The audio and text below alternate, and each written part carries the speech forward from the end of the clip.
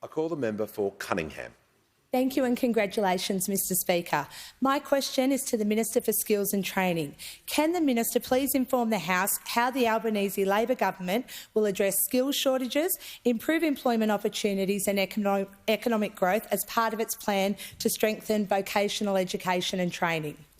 I call the Minister for Skills and Training. Well, thank you very much, Speaker. And I'd like to thank my friend and the member for Cunningham for the question and congratulate her on election to this place, a fantastic community champion for the region, and I've known you for many years. It's great to see you in this place representing your constituency.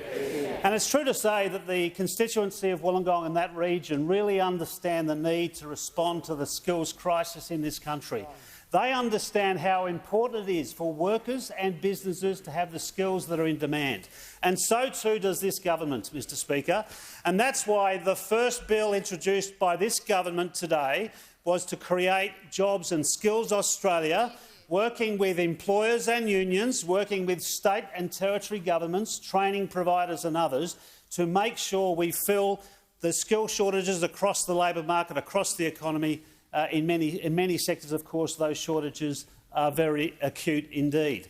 Now, Mr Speaker, we have got a very big agenda when it comes to this area. We understand how important it is to our economy.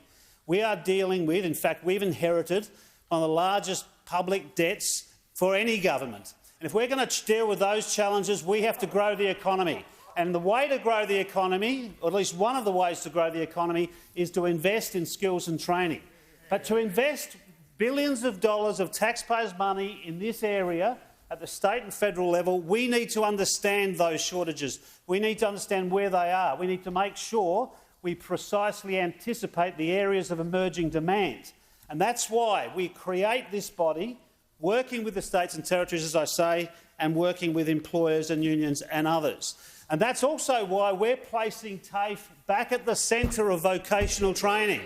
TAFE has been under-resourced, it's been unrecognised, in many cases neglected by the previous government. I'll just remind people of this.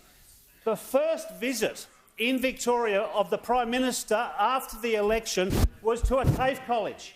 That says everything about the priorities of the Prime Minister and this government about addressing these skill shortages in this country.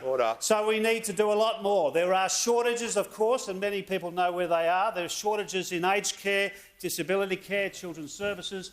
The care industries generally are really in need of supply of skills and labour. The OECD says we have the second worst, if you like, or the second highest labour shortage in the developed world. So this is a job that needs to be tackled immediately. And it's not just for industry, it's not just for our economy, it's not just for employers, it's for workers.